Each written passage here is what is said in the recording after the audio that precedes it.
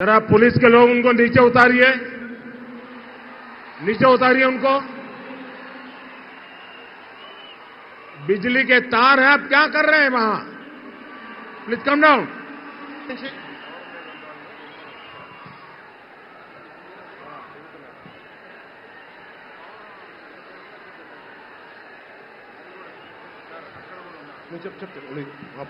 आपकी जिंदगी हमारे लिए बहुत कीमती है।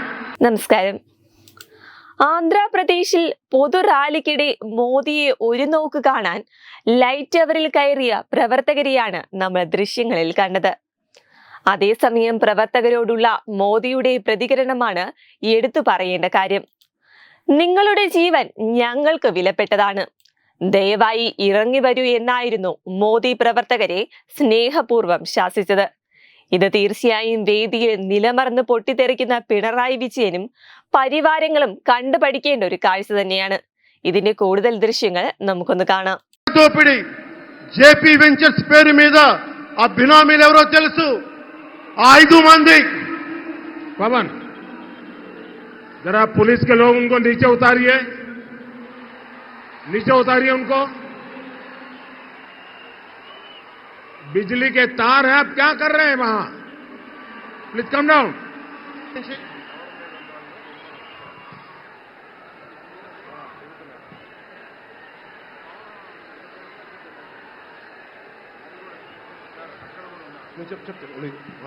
आपकी जिंदगी हमारे लिए बहुत कीमती है। प्लीज नीचे आइए आप। मीडिया वालों ने आपकी फोटो ले ली है, आप नीचे आइए।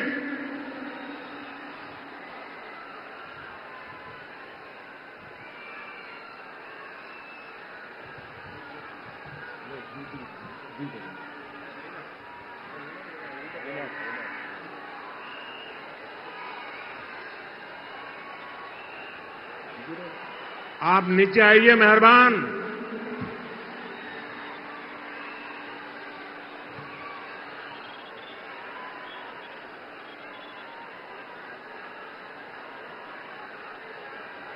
यहां जो पुलिस के लोग होंगे, इन सभी टावर पे जरा केयर करें।